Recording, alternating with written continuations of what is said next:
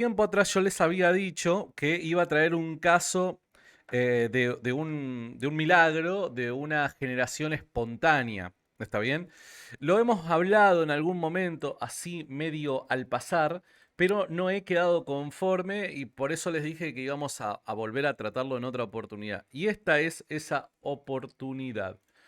Como podrán ver en pantalla, este es el ahora pastor Ben Godwin. Creo que se llama así, Ben Godwin, algo así. Perdón, porque yo soy medio nabo para pronunciar ciertos nombres un tanto extraños.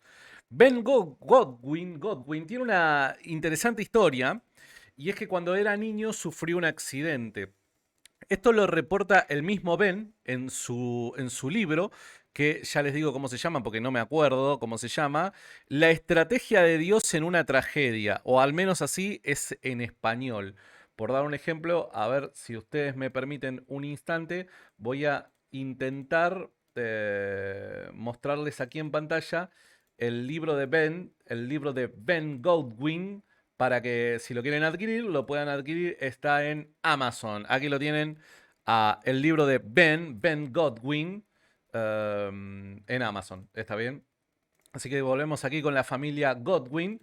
Y Ben sufrió un accidente cuando era niño, si yo no me equivoco. Ben, ¿cuántos años tenía? Bueno, no recuerdo cuántos años tenía, pero 7 años, tenía 7 años. Esto ocurrió el día 17 de julio del año 1977. También lo reporta a esto la editora senior de Stream, se llama la plataforma, Nancy Flori, quien tiene un PhD en comunicación. ¿Está bien?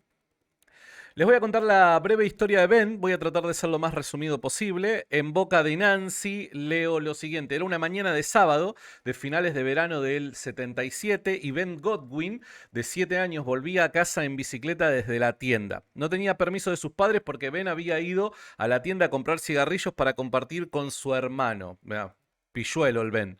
Después de comprar los cigarrillos, Ben emprendió el camino a casa, tal vez porque estaba preocupado por su compra ilegal o simplemente fue distraído, pero en una fracción de segundo Ben voló sobre el capó de un automóvil y golpeó la carretera con fuerza. Hubo un choque, lo chocaron a Ben. ¿Está bien? Un automóvil lo chocó a Ben. Presten atención lo siguiente. Su bicicleta quedó aplastada debajo del auto. Cuando trató de levantarse Ben y caminar, su pierna no aguantó el peso y se derrumbó sobre el suelo. Un trozo de 3 pulgadas de su tibia yacía en el camino a su lado. Imagínate vos, después de un choque, ¿no? Después de un accidente, intentás levantarte, la pierna no te responde, no tiene fuerza para sostener el peso de tu cuerpo, te caes y ahí te das cuenta que un pedazo de hueso de tu pierna está en el camino, está tirado en el camino. Te falta un pedazo de hueso de la tibia. ¿Está bien? Sorprendentemente, un médico fue una de las primeras personas en la escena, trató a Ben y lo envió camino al hospital en una ambulancia. Lo atienden de inmediato a Ben, se dan cuenta los médicos que producto del accidente perdió una parte del hueso de su tibia y obviamente toman el hueso y demás para ver a ver qué es lo que se puede hacer. Los padres de Ben no querían aceptar las predicciones del médico, que podría perder la pierna debido a una infección o, en el mejor de los casos, con injertos óseos, siempre tendría una cojera grave. O sea, las predicciones de los médicos eran bastante desalentadoras, ¿no? Desesperanzadoras. Decían, bueno, no vas a quedar bien. Evidentemente, Ben, no vas a quedar bien. Lo que tenemos ahora, lo que tengo preparado ahora es la descripción del lugar en donde fue atendido. O sea, Ben fue atendido en un hospital. El hospital es el hospital Saint Joseph. ¿Está bien? El hospital Saint Joseph. Ben ingresa al hospital Saint Joseph el día, ya les digo, 17 de julio del año 1977. Muchachos, Ben Godwin ingresa al hospital, hay un reporte oficial de la institución que dice, este sujeto entró en el hospital el día 17 de julio del año 1977 y lo hizo bajo estas condiciones. Este es el diagnóstico. Lo que dice el hospital es lo siguiente: un hueso de 3 pulgadas se desprende por completo de la pierna. Ustedes se preguntarán, ¿cuánto es 3 pulgadas? Miren, ¿ven este artefacto que yo siempre suelo utilizar para streamear, ya sea con un teléfono o con el otro? Fíjense, este es un teléfono un Samsung, ¿está bien? 3 pulgadas son un poco más de 7 centímetros y medio.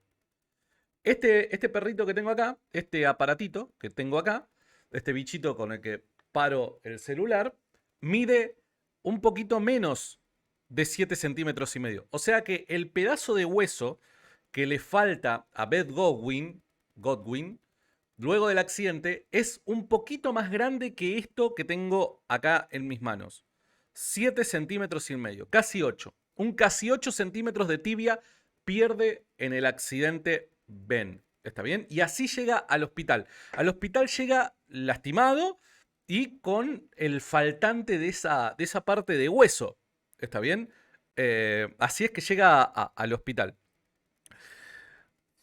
Vamos a ver los resultados de la primera cirugía. Ben tuvo varias cirugías. Ben atravesó por varias cirugías donde, a ver, intentan reparar lo ocurrido, ¿no? Durante la operación inicial, la sección de hueso de 3 pulgadas que se desprendió de mi pierna, cuenta Ben en el libro que les mencioné al principio, se consideró inutilizable. Los médicos consideran que el fragmento óseo que encontraron en la carretera que se desprende de la pierna de Ben, que es de más de 7 centímetros, lo consideran inutilizable. Ese pedazo de hueso resultó irreparable, dañado por el impacto de la colisión.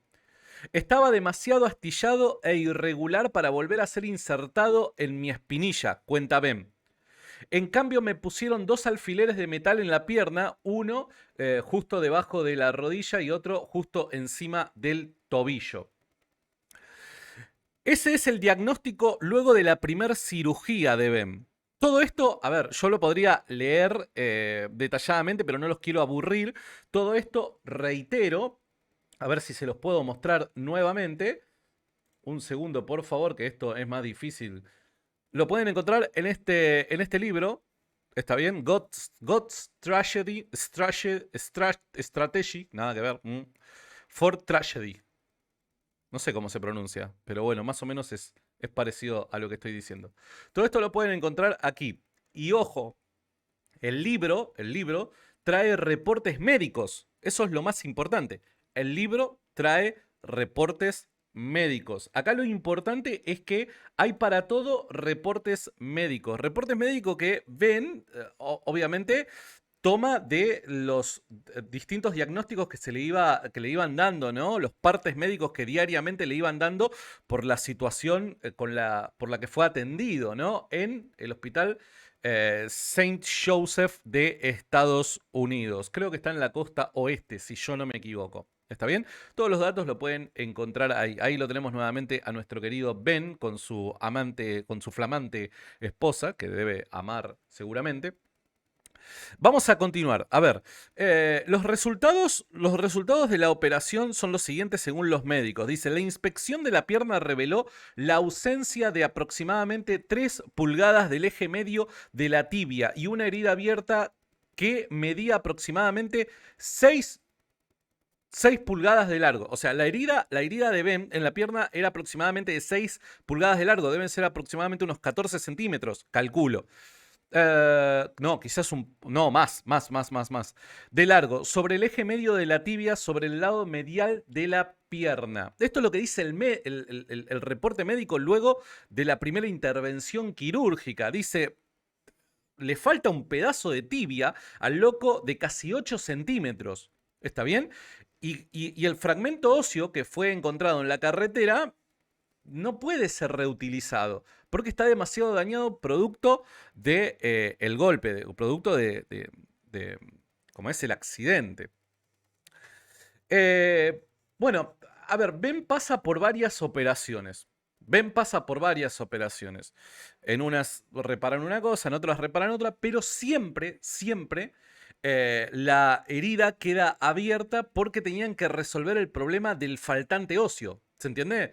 O sea, las diferentes intervenciones fueron para reparar otras cosas de la pierna, pero nunca repararon el faltante óseo.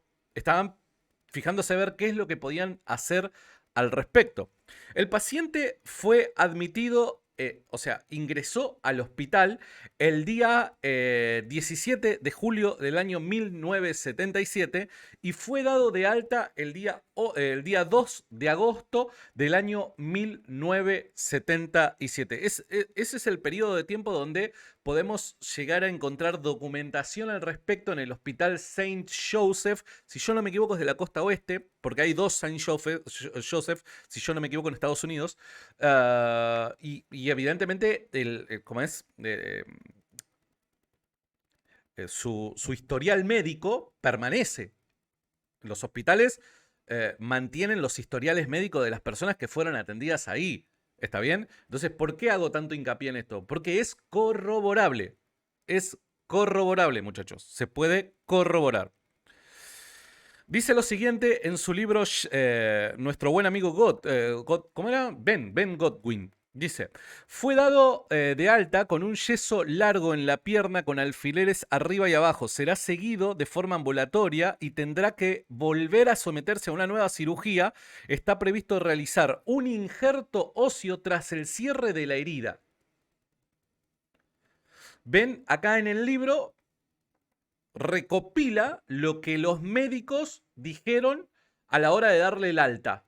Le dijeron, le damos el alta, pero tiene que volver para hacerle el injerto óseo. O sea, lo que acá el hospital está diciendo es, a este flaco le falta un pedazo de tibia. Le falta un pedazo de tibia. La cuestión es que, bueno, ellos venían de una familia muy creyente, ¿no? Y paso a redactar lo que escribió la señorita Nancy Flori. ¿Está bien?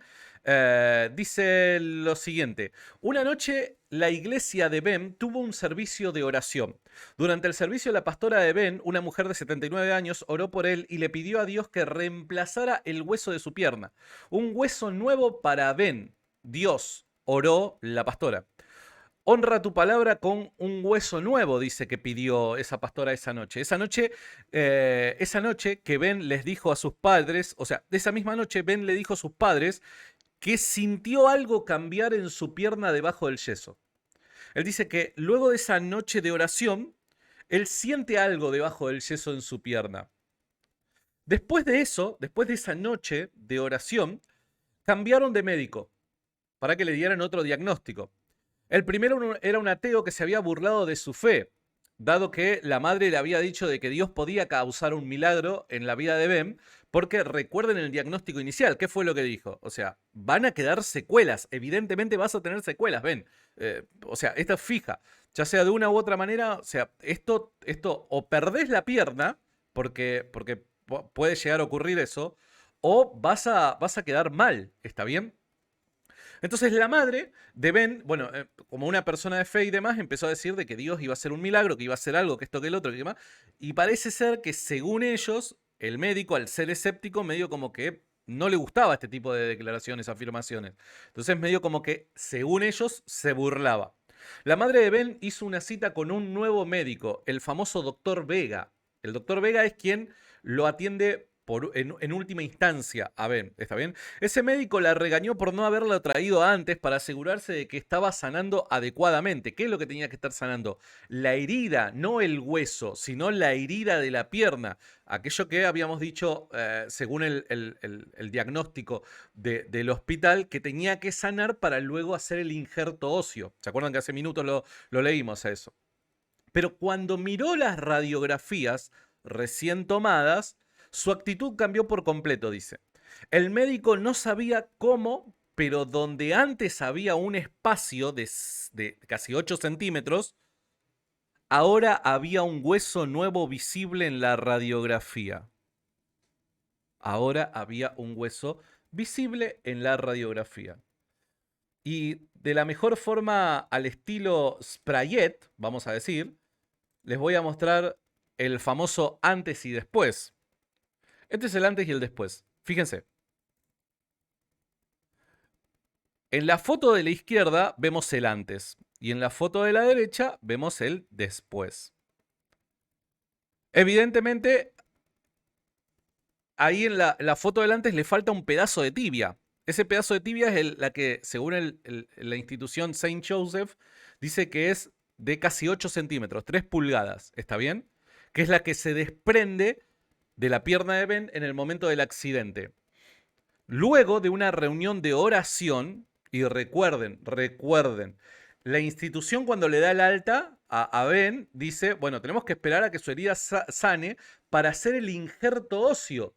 O sea, los médicos no estaban esperando que aparezca un pedazo de tibia de la nada o que de repente el hueso crezca. Los médicos están diciendo, tenemos que esperar a que la pierna sane para poder hacer el injerto óseo. ¿Está bien? Entonces los médicos estaban esperando intervenir nuevamente a Ben para resolver el problema de ese pedazo de hueso faltante.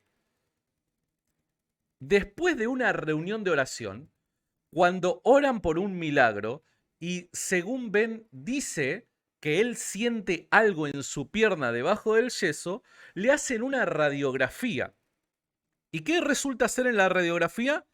Que ese faltante de casi 8 centímetros de hueso está. Aparece. De repente, ¡oh! ¿Quién dijo que faltaba un pedazo de hueso? Acá hay un pedazo de hueso, de casi 8 centímetros. ¿Por qué podemos creer que esto es un milagro? Evidentemente nosotros dependemos de los testimonios. ¿Los testimonios de quién? Los testimonios del doctor Vega, los testimonios de la institución Saint Joseph, los testimonios tanto de Ben como de las personas que lo rodean y demás. Nosotros dependemos de testimonios. ¿Tenemos radiografías? Sí, pero los testimonios son aquellos que le dan contexto a lo que podemos ver que es la radiografía. Según el testimonio del hospital, Ben, cuando le dan el alta, tiene que esperar a que su pierna sane otras heridas para poder, según el hospital, para poder injertar el faltante óseo. O sea, el hospital admite que cuando Ben sale de la institución, le falta casi 8 centímetros de hueso. Lo admite. Y dicen, lo tenemos que intervenir nuevamente. Luego de una reunión de oración, donde Ben declara sentir algo debajo del yeso luego de esas oraciones, van a otro médico y le hace una radiografía. Y son las que hemos visto. Y aparece el hueso. El hospital no esperaba que esto ocurriera, porque si no hubiera dicho, bueno, a ver, esperen un tiempo y el hueso va a aparecer. ¿Se entiende? ¿Por qué el hospital diría que necesitan intervenirlo nuevamente para resolver el problema de ese faltante de casi 8 centímetros? ¿Cuál es la razón? Evidentemente es porque no esperan que aparezca de la noche para la mañana ese pedazo de hueso. Pero el pedazo de hueso después de una erosión apareció. Apareció. ¿Tenemos razones para creer que esto es un milagro? Bien. A ver, quiero que me presten atención. Si los testimonios del hospital, el diagnóstico que le hacen en el hospital, si el diagnóstico del doctor Vega, si las radiografías y el testimonio de Ben, como así también del contexto en el que se encontraban, son todos verdaderos, o sea, si están declarando la verdad como tal, si no hay una radiografía trucada, si tanto el doctor Vega como la institución están diciendo la verdad y demás, creo que hay muy buenas razones para creer de que esto es un milagro. ¿Por qué, Santi? ¿Cómo sabemos de que Dios fue el que intervino? Bueno, reitero nuevamente, y yo es una hipótesis que abrazo tremendamente porque me parece muy lógica, y es lo que propone el doctor William Lane Craig cuando dice que en determinadas circunstancias, ¿cuándo? En determinadas circunstancias, ¿cuándo? No se espera que las leyes de la naturaleza actúen de determinada manera para producir efectos o ciertos efectos, y esos efectos se producen,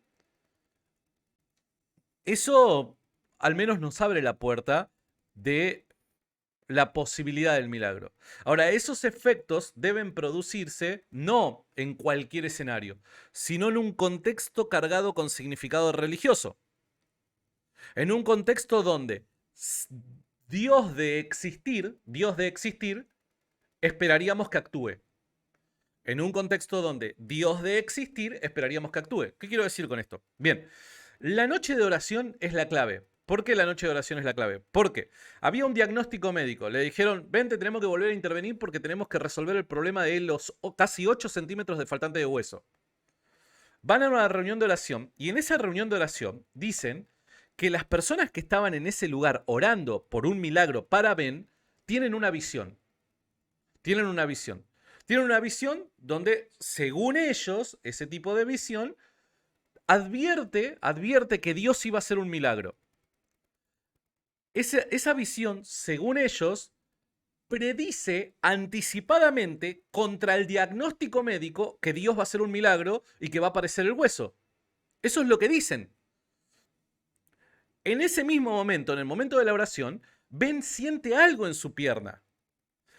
Y luego van y le hacen una radiografía a la pierna de Ben y voilà, el hueso aparece.